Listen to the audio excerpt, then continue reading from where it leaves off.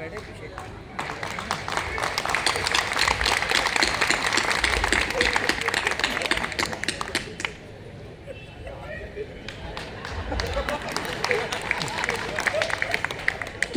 तुलसी सब कहे, तुलसी वन की घास, और मेहर भई रघुनाथ की तो हो गए तुलसीदास। वाह वाह वाह वाह वाह, मार दिया रावण।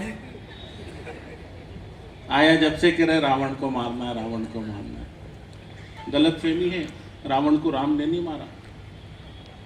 मैं बताता हूं कि दुनिया थर थर कांप रही है भारत अखंड से, गरीबी भूख से लड़ जाती है, मर जाती है ठंड से, और रावण को राम ने नहीं मारा, रावण मरा खुद अपने घमंड से। वाह वाह वाह वाह संजय भाई, एक बार हाथ खड़े करके बताइए कौन कौन मुझे यहाँ सुनने के लिए आया है।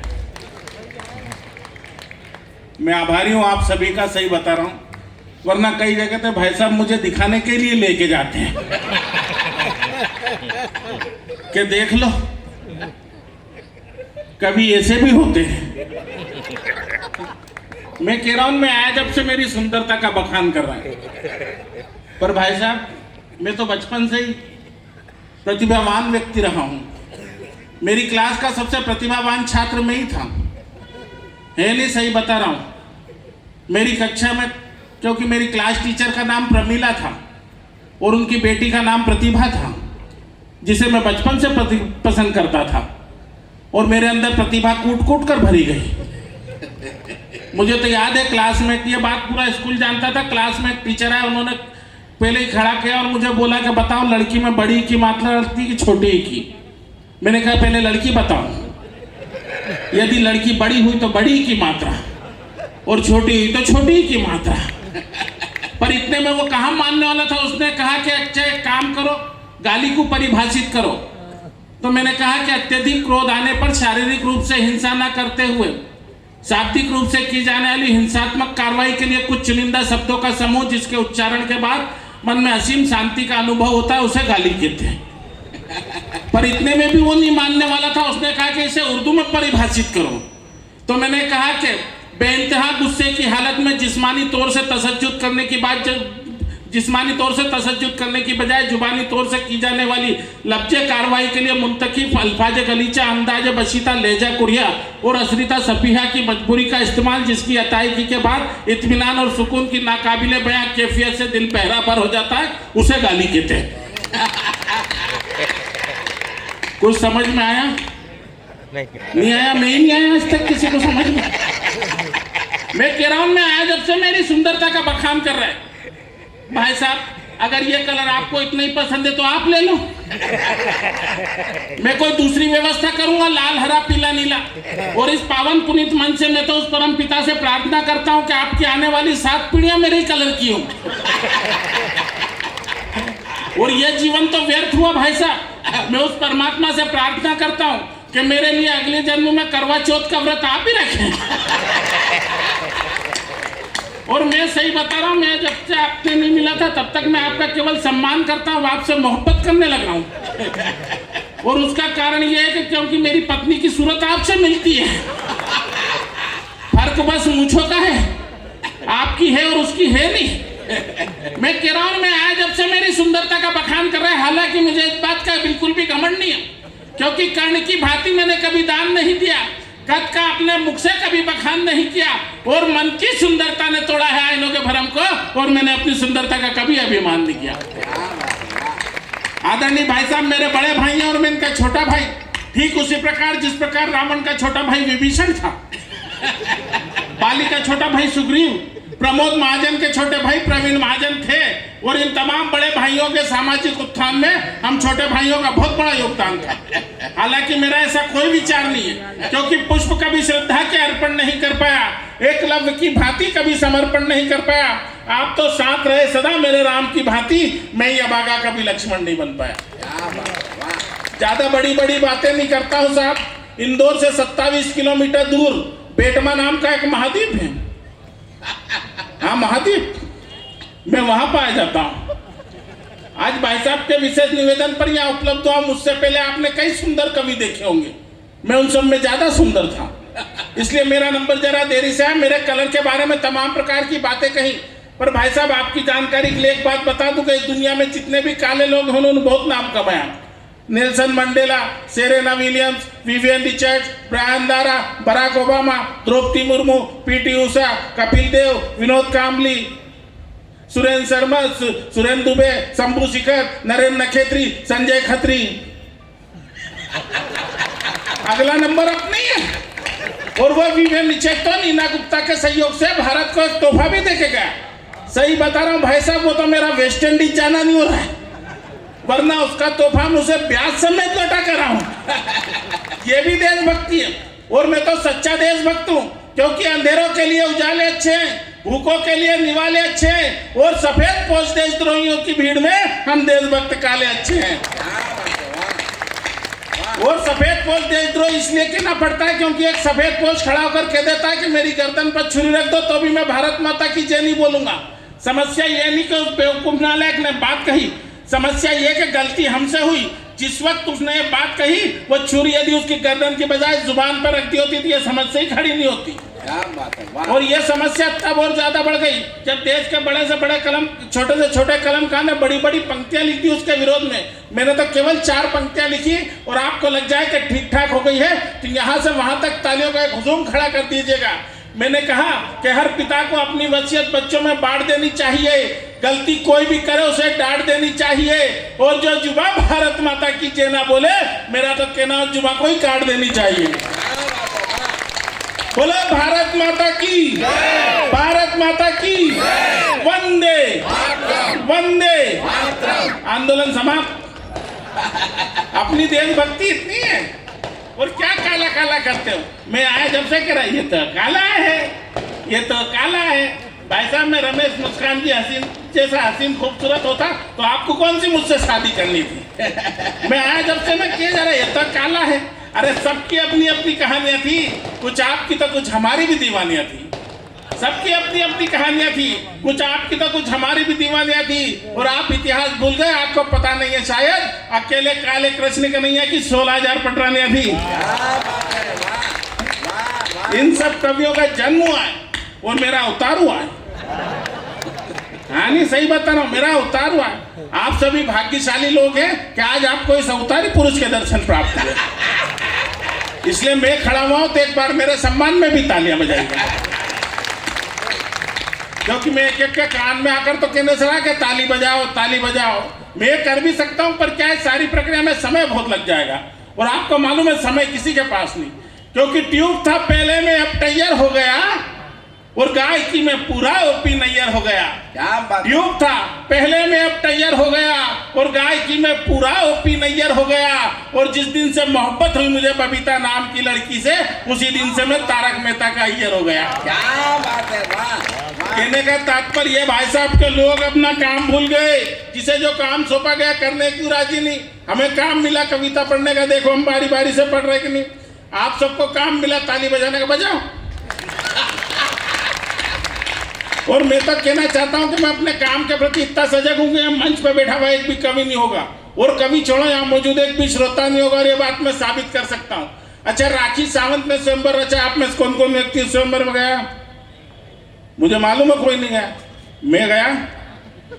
मैं गया क्योंकि मैं देश का एक जिम्मेदार नागरिक हूँ और अपनी जिम्मेदारी समझता हूँ। मैं गया और जाकर कह रहा है कि देख राखी 2 मई 2007 को मैंने शादी कर ली, अब तू भी कर ले, मेरे भरोसे मत रहना। और मैं तो कहना चाहता हूँ भाई साहब के मेरे साथ घटनाएं नहीं दुर्घटनाएं घटित होती है। वैसे मेरा जन्म ही एक दुर्घटना किसी के लिए होनी हो, मेरी पत्नी के लिए तो है। और सबसे पहली दुर्घटना तब घटित हुई जब मेरे पिता मेरी सासू माँ के पास मेरा विवाह प्रस्ताव लेके गए। मेरी सासू माँ को फोटो दिखाया, मेरी सासू माँ ने चश्मा वश्मा पोछा, फोटो देखा और फोटो देखती उछल पड़ी। कह रहे वाह मेरी छोरी गोरी काट ने तुम्हारा छोरा काला काट। मैं बूढ़ी हूँ, वह अंधी थोड़ी हूँ कि मेरी गाय जैसी छोरी किसी भी काले सांड से ब्याह दूं। और मेरे पिताजी पहुंचे तू, और हो भी क्यों नहीं, क्योंकि वो मेरे पिताजी। कहने लगे बहन जी माफ कर दो, गलती आपकी नहीं गलती मेरी है, मैं फोटो की जगह नेगेटिव उठा लाया। ऐसे मेरा विवाह हुआ। और भाई साहब मैं फिर भी अपनी पत्नी को ऐसी प्राप्त नहीं हुआ। मेरी पत्नी ने मुझे पाने के लिए 20 मंगलवार, 22 बुधवार, 24 गुरुवार, 26 शुक्रवार, 28 शनिवार, 30 रविवार और 32 सोमवार 16 सोमवार 2 बार करना पड़े बेचारी को। आखिरी 16वें सोमवार के दिन वो भगवान भोलेनाथ के सामने हाथ जोड़ के खड़ी हो गई कि हे भगवान मुझे सुंदर सुयोग की वर दे तो मैं तुझे 1.25 रुपए का प्रसाद चढ़ाऊंगी। भगवान भोले पी के भंग के बोले, ऊपर से ही बोले तथास्तु। पत्नी ने सोचा कि हो गया अपना तो काम, खुशी खुशी घर आ गई। मैं जैसी घोड़ी चढ़ के उसके घर पे गया तो वो ऊपर छत से ही देख के चिल्लाई कि हे भगवान तेरा कैसा न्याय, मुझे कुछ समझ में नहीं आया। तो भगवान बोले, फिर ऊपर से बोले कि जैसा बीज डालोगे वैसे ही पुष्प खिलता है, और रख ले बेटा 1.25 रुपए का प्रसाद में ऐसे ही मिलता है। अब मैं कह रहा हूँ मेरे साथ घटनाएं नहीं दुर्घटनाएं घटित होती है। अभी सुबह उतरा रेलवे स्टेशन पर तो एक जूते की पालिश वाला आ गया, कहने लगा भाई साहब पालिश करवा लो। मैंने कहा रहने दे यार प्रोग्राम में जाना है। कहने लगा करवा लो भाई साहब, ऐसी करूंगा कि जूते में आपका मुंह दिखाई देगा। ये रमेश मुस्कान जी मेरे साथ थे, कहने लगे रेंदर क्यों झूठ बोलता है, इसका तो कांच में भी दिखाई नहीं देता है। बिल्कुल सच्ची बात बता रहा हूँ। मैं और मेरी पत्नी बाजार गए, पत्नी ने जिद करी कि मुझे जर्नलिस्टों से कुछ सामान खरीदना। मैंने कहा चलो। दुकानदार के पास गए, दुकानदार ने पूछा भाभी जी क्या चाहिए, पत्नी ने कहा नेल पॉलिश। दुकानदार ने फिर प्रश्न किया भाभी जी कौन से कलर की दिखाऊं। कलर का नाम सुनते हुए थोड़ी भावुक हो गई कि जब पति चुनने में ही कलर नहीं देखा तो नेल पॉलिश खरीदने में क्या कलर देखना। तो दुकानदार चतुर था, शायद गुना गई था। उसने कहा बहन जी ईश्वर अवसर बार बार नहीं देता है, इस बार दिया है तो चुनो कलर। उसने कहा भाई साहब आप तो स्किन कलर की दिखा दो। अच्छा दुकानदार मजाक के मूड में तत्काल पूछ पड़ा भाभी जी किसके स्किन के कलर की दिखाऊं, आपकी क्या भाई साहब के स्किन के कलर की। मुझे तो लोग देखो बात समझ में आ रही तो ताली वाली बजा रहे।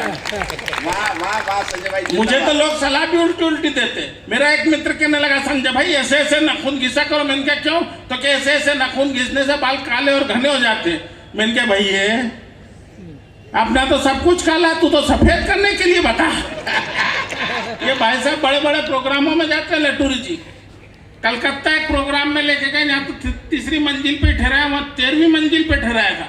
दुर्घटना वहाँ भी घटित हुई। उस कवि सम्मेलन में गए थे भाई साहब में और ये मीरा दीक्षित जी। दुर्घटना वहाँ भी घटित हुई। इत्तेफाक से उस होटल में आग लग गई तो वो फायर ब्रिगेड वाले सबको बारी बारी से फेंकने लगे। सबसे पहले फेंका भाई साहब को, 4-6 लोगों ने झेल लिया। उसके बाद फेंका मीरा दीक्षित को, तो झेलने वालों में होड़ मच गई। उसके बाद मुझे फेंका, हालांकि मुझे झेलने के लिए 12-15 लोग लगे, किंतु झेलते ही नीचे से चिल्लाए अरे जले हुए को तो मत फेंको रे। एक बार ताली बजा।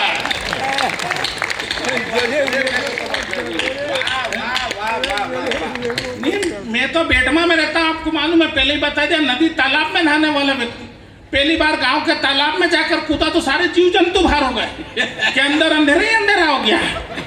ये मुंबई एक प्रोग्राम में लेके गए, जिस होटल में ठहराया वहाँ स्विमिंग पूल। अच्छा स्विमिंग पूल मैंने पहली बार देखा क्या, दौड़ा दौड़ा गया, कूद गया तो वो जितने भी लोग नहा रहे थे वो बाहर हो गए। वो स्विमर दौड़ा कि क्या हुआ, तो क्या आदमी कलर छोड़ रहा है। मुझे उस स्विमिंग पूल से निकाल दिया गया भाई साहब। मैं उदास होकर बैठ गया तो इन्होंने समझाया कि तू क्यों उदास होता है, चल तुझे मैं संवाद दिला कर लाता हूँ। ये लेके गए मुझे जुहू बीच पर। मैं भी अर्धनग्न अवस्था में मलिका शेरावत स्टाइल में टॉवल वगैरह लपेट कर लेट गया। चूंकि निरंतर यात्राओं में था, थका हुआ था, नींद लग गई। क्या देखता हूँ कि थोड़ी देर में आसपास के जितने भी चील कौवे सब मेरे पास आकर बैठ गए। एक से इन्होंने फिर पूछा कि क्या हुआ, तो क्या हमारा देवता मर गया है। भाई साहब जनरली लोग नाम और चेहरे से पहचाने जाते हैं। मैं विश्व में एकमात्र ऐसा इंसान हूँ जो केवल अपने दांतों से पहचाना जाता हूँ, क्योंकि अंधेरे में यही दिखाई देते हैं। मेरे विवाह के बाद जब मेरे बच्चे गोरे भूरे हुए तो आसपास के लोगों को शंका पैदा हुई, यहाँ तक कि मध्य प्रदेश सरकार तक चिंतित हो गई। ये प्रजाति धीरे धीरे नष्ट हो रही है, इसकी सुरक्षा अत्यंत आवश्यक है।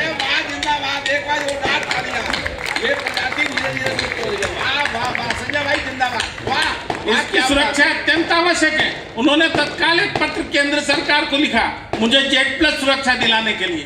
हंसने की बात नहीं है साहब, जब इस सहिष्णु देश में असहिष्णुता की बात करने वाले देश के गद्दारों को पुलिस सुरक्षा प्रदान की जा सकती है तो मेरे जैसे कलमकार को क्यों नहीं की जा सकती। मेरी तो ये स्थिति है भाई साहब कि अगर अंधेरे में खड़ा हूं तो गिलेरियां छुपकलियां मेरे ऊपर चढ़ जाती है। प्रोग्रामों में जाऊं तो कई लोग तो मेरे को बोरिंग मशीन वाला समझते हैं, हालैंड। हाँ, हॉलैंड मशीन वाला समझते हैं। अभी पिछली बार वेस्ट इंडीज मैच जीती तो लोग मेरे घर बधाई देने आ गए कि बधाई बधाई। मैंने क्या क्या हुआ? तो कि वेस्ट इंडीज मैच जीत गई। मैंने कहा इससे मेरा क्या योगदान? तो कि नहीं, आप पैदाइश तो वहीं क्यों, डिलीवर का लज्जा क्या हो गया? और नहीं, और मैं तो धन्यवाद देना चाहता हूँ पूरी आयोजन समिति को कि आपने प्रोग्राम शनिवार को रखा पर रात में रखा। यदि दिन में रखा तो तुम्हें तो आ ही नहीं सकता था। शनिवार के दिन मैं घर से बाहर नहीं निकलता हूँ। घर से बाहर निकलूं तो मोहल्ले की औरतें मुझे शनि महाराज समझ कर तेज चढ़ा जाती है। अगरबत्ती कान में खोज जाती है, धूप बत्ती सर में ठोक जाती है। अच्छा, मजा आ रहा है कि नहीं आ रहा है? नहीं, मैं तो हुई मजेदार, क्योंकि मेरा जन्म ही मजे मजे में हो गया। मेरे जन्म के बाद मेरे पिताजी ने मेरी माताजी से पूछा ये क्या मजाक है? तो महिलाओं के बारे में क्या बात करें? अच्छा, मिलते जुलते शब्द होते हैं साहब। एक होता है माइक और एक होती है वाइफ। माइक के सामने आप बोल सकते हो, वाइफ के सामने नहीं बोल सकते, कोई नहीं बोल सकता। माइक की आवाज को कम या ज्यादा किया जा सकता है, वाइफ में सुविधा नहीं होती। मेरा माइक यदि खराब हो जाए तो ये संचालक महोदय लटूरी लट स्वेच्छा से अपना माइक मुझे सौंप देंगे।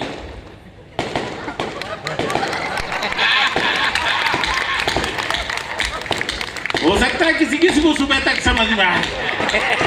नहीं, महिलाओं की क्या बात करें? मैं सही बता रहा हूँ भाई साहब, महिलाओं की क्या बात करें? मैं महिलाओं का बहुत सम्मान करता हूँ। नहीं, आप भी क्या करो, क्योंकि अपनी सही बता रहा हूँ भाई साहब, आप भी क्या करो, हंसने की बात नहीं है। क्योंकि अपनी पत्नी का यदि अपन सम्मान नहीं करें तो पड़ोसी करने लग जाते हैं। और महिलाओं के बारे में मैं बहुत सम्मान करता हूँ, क्योंकि वो शेर सी दहाड़ती है, कैसे हम कहें? वो शेर सी दहाड़ती है, कैसे हम कहें? जब चंडी रूप धारती है, कैसे हम कहें? और पड़ोसन बुलाती है मुझे बाबू बेबी सोना कहकर, मगर पति बहुत मारती है, कैसे हम कहें? महिलाओं के बारे में क्या बात करें? अच्छा, मैंने ऐसा सुना है भाई साहब, सही बता रहा हूँ, कि हर सफल आदमी के पीछे महिला का हाथ होता है। ये बात आप मुंडी ला शाश्वत सत्य। हर सफल आदमी के पीछे एक महिला का हाथ होता है। दुख परेशानी ज्यादा नहीं सहना चाहिए, दिल के जज्बात कह देना चाहिए, और लाख कोशिश के बाद भी जब सफलता नहीं मिले तो पीछे खड़ी हुई महिला बदल देनी चाहिए। मैं महिलाओं का बहुत सम्मान करता हूँ, पहले ही बता दिया आपने। अच्छा, करवा चौथ का व्रत महिलाएं रात में खोलती है, मेरी पत्नी दिन में खोलती। कारण क्या है मैं बताता हूँ कि चुपचाप सहते हैं नहीं कुछ कहते हैं, और चुपचाप सहते हैं नहीं कुछ कहते हैं, और इस दिन हम कोई सफाई नहीं लेते हैं, और भूख मरती हैं जब भी व्रत करती हैं, कभी कभी चंद्रमा सुझाई नहीं देते हैं। तो मैंने कहा स्वर घंटियों का प्राणी प्रिय प्रभु को भी रात में सुनाई नहीं देते हैं। तो पत्नी बोली तोड़ लेती हूँ मैं व्रत दिन में ही, नाथ अब रात में दिखाई नहीं देते हैं। आपने भाई साहब आपने मेरे कलर के बारे में बहुत सारी बातें कर दी। मेरी पत्नी मेरे कलर के बारे में जरा सी भी बुराई नहीं सुनती है।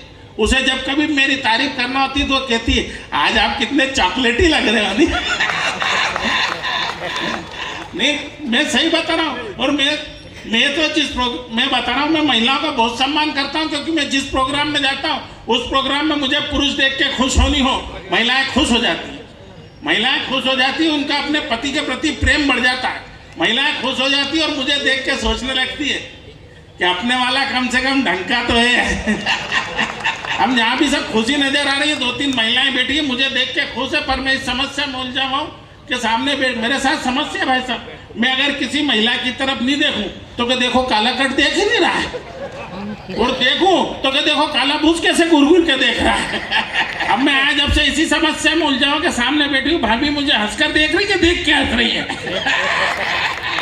कभी कभी सोचता हूँ दादा सही बता रहा हूँ कि आत्महत्या कर लूँ, पर फिर ये सोच के रुक जाता हूँ कि देश में मेरे जैसे हसीन खूबसूरत चेहरे बच्चे ही कितने हैं। वाह, ये आदरणीय बेटी मीरा दीक्षित जी प्यार मोहब्बत की बातें करेंगी, गीत गजल की बातें करेंगी, मैं ये बातें नहीं कर सकता क्योंकि चेची सपोर्ट नहीं करता है, और आदमी जैसा दिखता है वैसा लिखता है।